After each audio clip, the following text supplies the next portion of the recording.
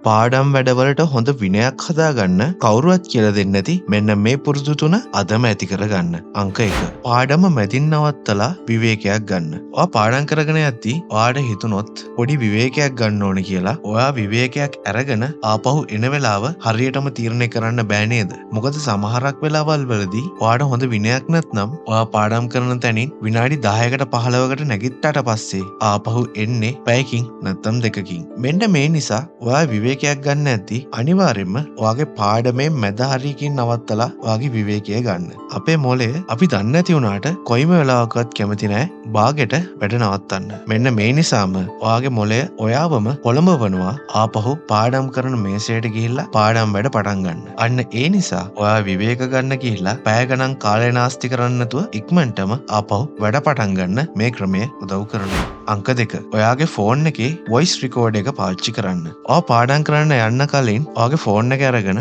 Voice record එක on කරලා ඔයා රෙකෝඩ් කරන්න. ඔයා අද පාඩම් කරන්න යන විෂය, පාඩම් කරන්න යන පාඩම ඉවර කරන තැන ඒ වගේමයි ඒ පාඩමේ තියෙන වැදගත්කම වොයිස් රෙකෝඩින් එකක් දාගන්න. මේ ක්‍රමයෙන් ඔයාවම පොළඹවනවා අද ඔයා සැලසුම් කරගෙන හිටපු පාඩම් වැඩ ටික කොහොම හරි ඉවර කරගන්න. අංක 3. පාඩම් කරන තැන කණ්ණාඩියක් තියාගන්න. ඔයා පාඩම් කරන මේසේ ඉස්සරහා පොඩි කණ්ණාඩියක් තියාගන්න.